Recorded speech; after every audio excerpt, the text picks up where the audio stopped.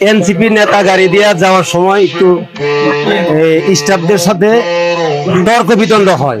এমনি প্রথমত তর্ক বিতণ্ড, তারপরে তারা তাদের ছাত্রদেরকে আহ্বান জানায়, তারা আসে, এখানে এসে আসার পরে ইউনাইটেড গাড়ি বন্ধ করে দেয়। প্রথমত ইউনাইটেড গাড়ি বন্ধ করে দেয়, তারপরে একদিন সারাদিন বন্ধ থাকার পর পরের দিন সকালে ডিসি এসপি তারা উপরস্থ কর্মকর্তা আসার পরে সিদ্ধান্ত নেয় ময়মনসিংহ শহরের শামীম সাহেবের গাড়ি চলে 16টা। উনি আওয়ামী লীগের দোসর, তারা আওয়ামী লীগের গাড়ি চালাইতে ইচ্ছুক না, যাতে বন্ধ করে দেয়। তারপরে আওয়ামী লীগের গাড়ি বন্ধ হওয়ার সিদ্ধান্ত নেওয়ার পরে গাড়ি পুনরায় চলমান হওয়ার পরে আবার 2-3টা গাড়ি চলার পরে আবার নতুন করে বন্ধ করে দেয়।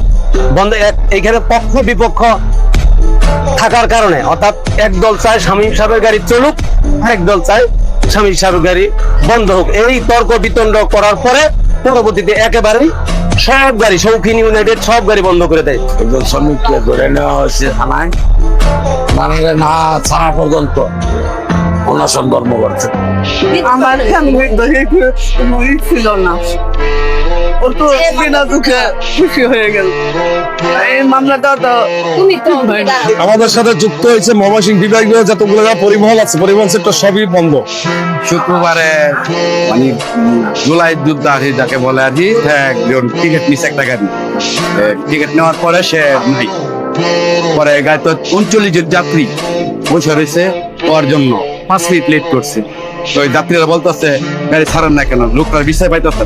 পরে কতক্ষণ পরে গাড়িটা পাইছে লোক, পাওয়ার পরে বলতেছে লোক বসাই দিছে ওইটার মাঝে, সিটের মাঝে। পরে ওই লোকের আবার সরাইয়া ওই যে যাত্রী ছিল তারে বসাই, যে জুলাই যোদ্ধা বলে সে। পরে অনেক তকাতকির পরে গাড়ি চলে গেছে। পরে বলতেছে কাউন্টার এসে গাড়ি কার, এটা স্বামী সাহেবের গাড়ি বলা হয়, তার গাড়ি চলবো কেন, তার এইটুকু আসছে আর কি। পরে তার গাড়ি কয়টা আছে চলবেন, স্বামী সাহেবের গাড়ি যতটি আছে এটা করে তারা মানবদ্ধ করবে। ময়মনসিংহ শহরের যত আইনজীবী ছিল, ডিসি এসপি সবাই তার কাছে আসছে, তারা মানে যে না এই গাড়িটি জব্দ করতে হবে, এটা নিয়েই এই বন্ধ আন্দোলন চলতেছে। গাজীপুর এই যে মাল নিয়ে আসি, বাইপাসকে দাঁড়ায় রয়েছি, কোনো বাস চলতেছে না, কোনো গাড়ি তো যাইতে পারতেছি না, বিরাট কষ্টের